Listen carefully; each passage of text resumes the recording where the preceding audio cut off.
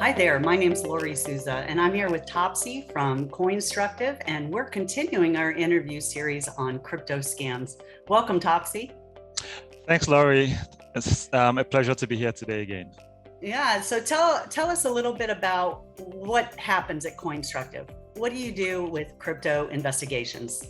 Yeah, so at CoinStructive, we try to help victims of crypto fraud or scams or people whose accounts have been hacked in one way or the other. Generally, people who have lost some of their crypto assets to fraudsters and scammers. We help them with investigations of, trying to understand what has happened to their crypto, where the crypto funds have been sent, and, putting together a report that can help them on the law enforcement side of things. Well, that's great. And so what's the top scam we're going to talk about today? Wow, this is something that we see quite often. And today we're going to be talking about the romance scam. This is very common, sadly. Yeah. So what is exactly a romance scam? Right. This can happen in many different ways, but ultimately it's a scam that involves somebody telling a different person, kind of getting a different person entangled in an affair, in something romantic, like, telling them that they love them, trying to get into a relationship, marriage, whatever it is, with a different person.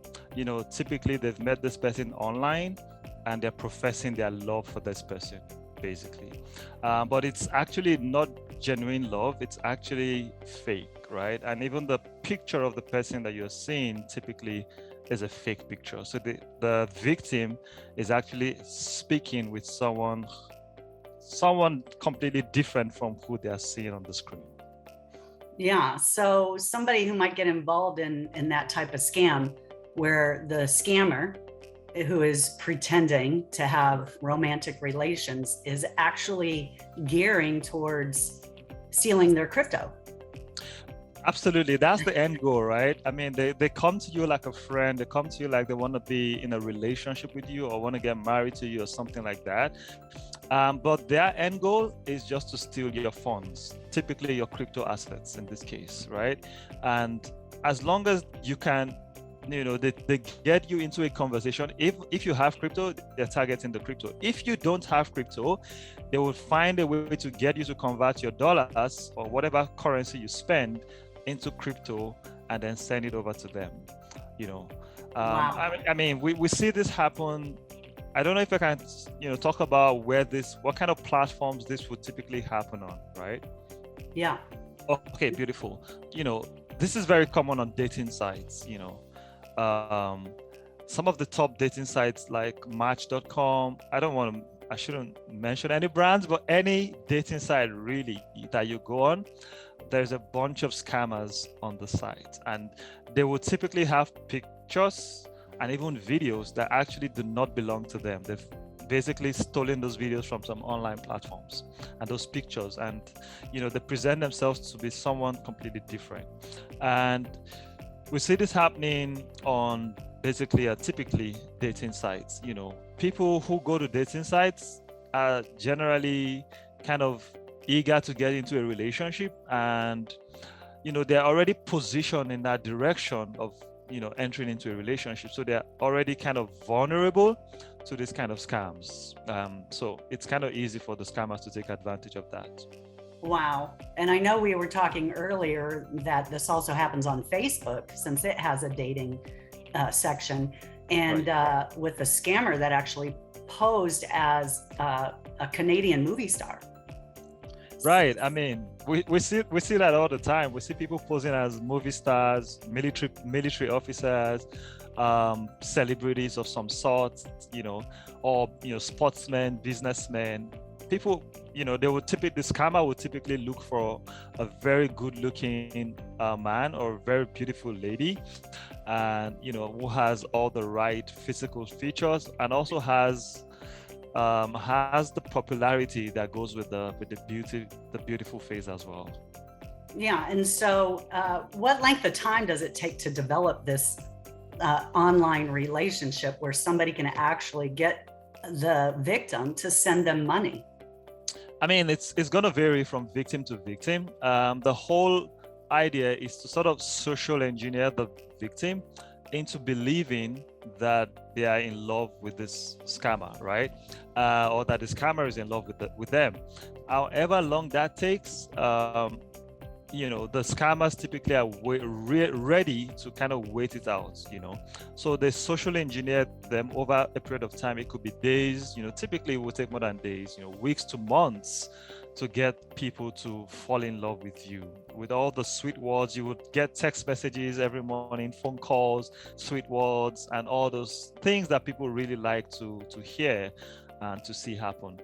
But what typically happens is that there's usually a gap in location, in geography, right? So that makes it impossible many times to actually come one-on-one with the victim, or rather with the scammer. And for that reason, all the communication happens over the phone, text messaging, video messaging, and things like that, right? Yeah. Unbelievable. And so how would a victim send money to the scammer then? What are you finding? Right. What we're finding is that after a while, whatever time frame it takes, weeks, months, days, whatever the case, months. When the victim, who doesn't know they're a victim at this point, when they've become comfortable with the scammer, they feel like, okay, this has developed into something really loving. This has developed into a real relationship. Then at this point, obviously the scammer knows, and then they begin to introduce elements of money. So they can say, for example, oh, I'm stuck in the Caribbean, I want to travel to the UK, I want to travel to the US, but I'm stuck here. I can't actually make payments with my card. I need you to help me make payments for one thing or another.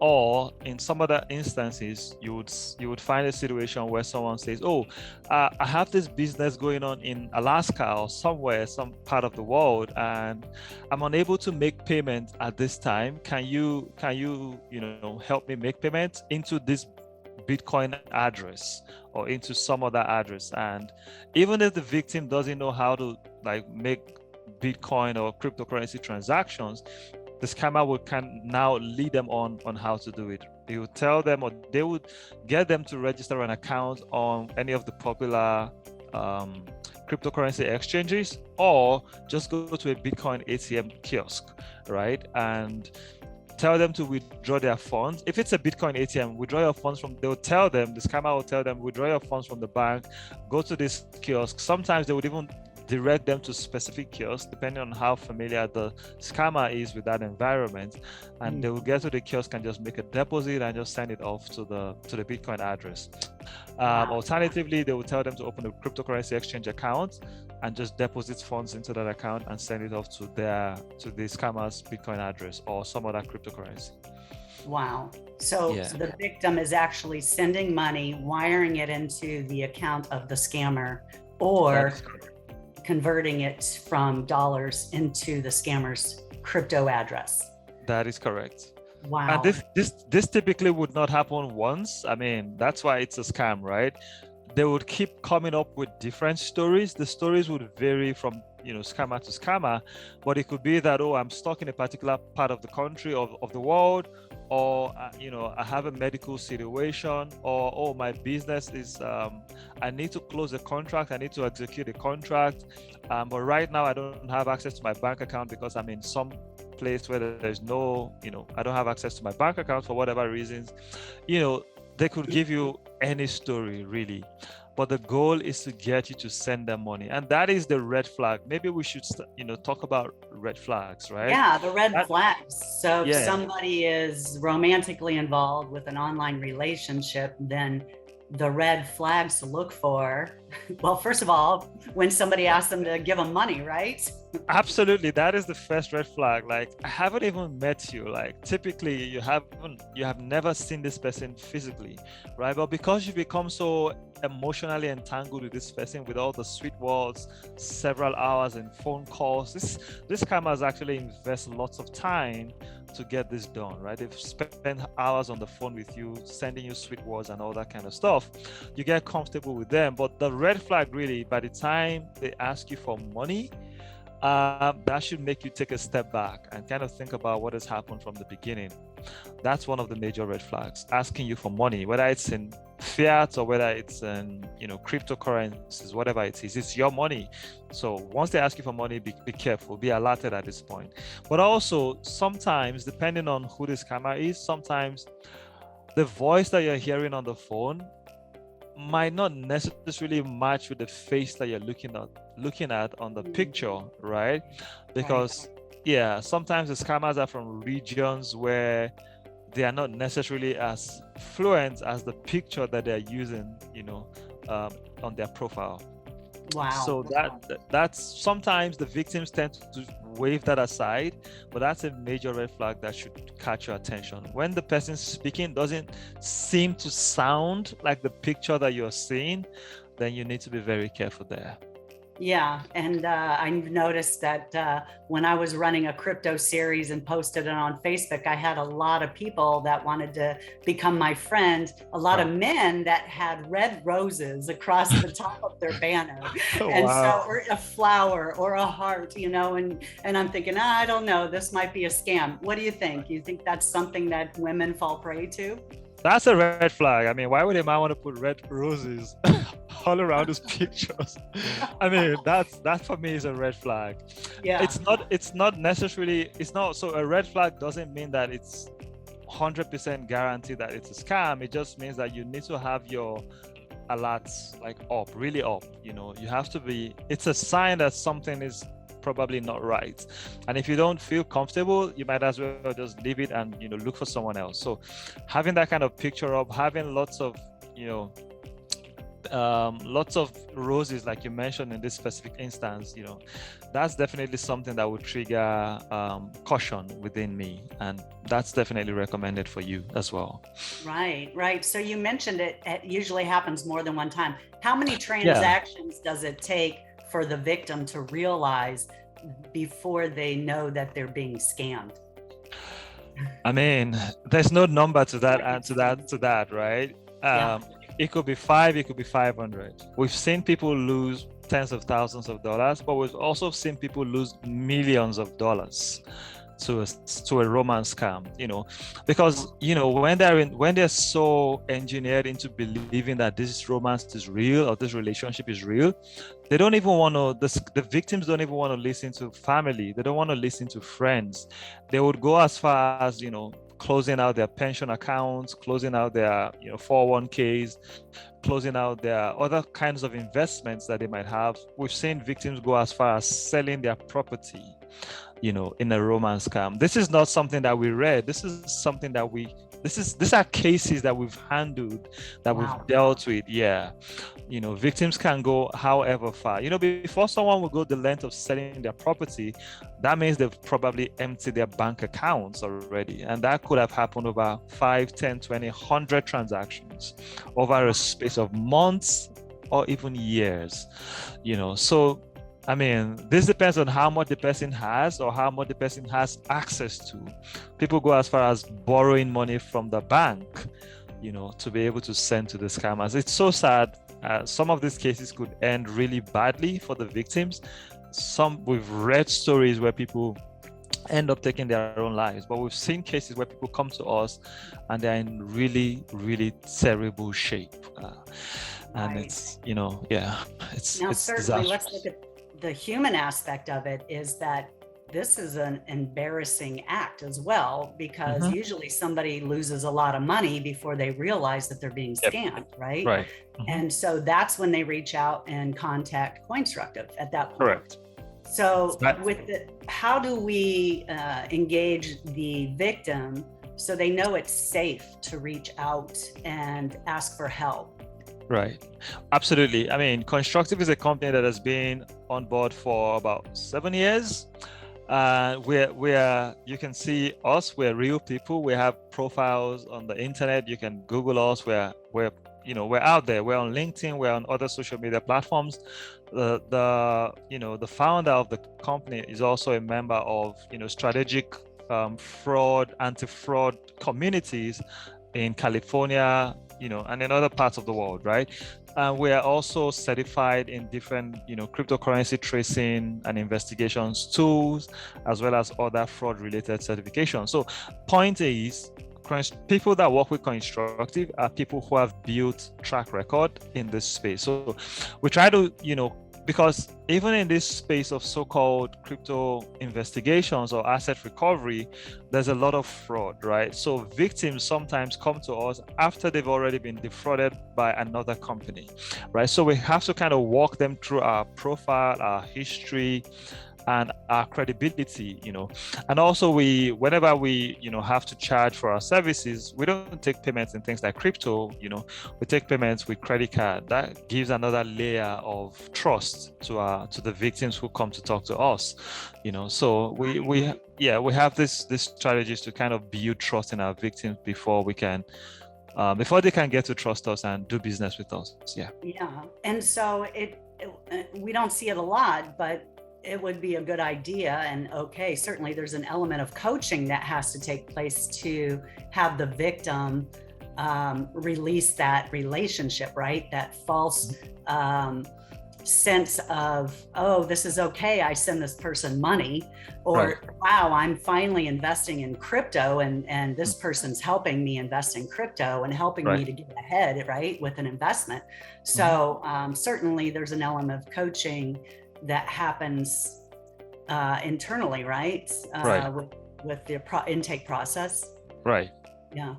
Yeah, so, absolutely. Yeah, we tell them where they've made what the kind of mistakes that they've made. Sadly, this is in retrospect. It's already happened, but we try to give them some education with respect to the red flags that they could have spotted and where they could have stopped conversations with the scammers.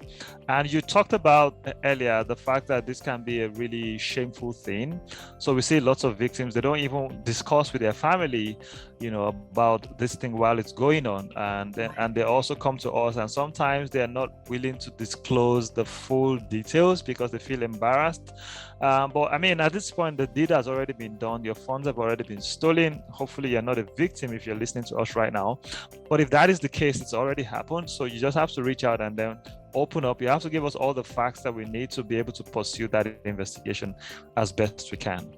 Which brings me to our last point is then, right. Can you help a victim recover their funds? Yeah, I mean, funds recovery is a process. And the first step in that process is to reach out to investigators or asset recovery companies like ourselves, like CoinStructive. And that is the very first step. When you reach out to a company like ours, we would go into the blockchain and trace those funds. Now, to be clear, we only do crypto related investigations, right? So if it has nothing to do with crypto, we might not be in the best position to help. So let's say this is a crypto related romance scam. So you give us the transaction details, we'll go into the blockchain and investigate that transaction or those transactions. And then we would help you, put together a report that you would now, work together with us in collaboration with law enforcement to be able to make a recovery. Now, that is key because we as private investigators, we don't have the power to make a recovery for you, right? But what we can do for you is to work with you and your law enforcement, agents who have been assigned to your case to, walk through that process of a recovery. But the actual recovery job will be done by law enforcement.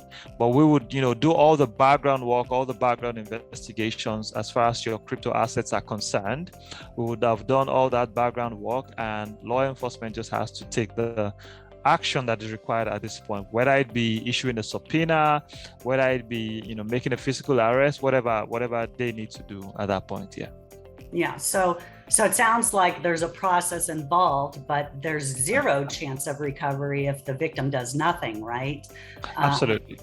And then even if they go through the process with CoinStructive, then law enforcement can get involved to help to recover their funds.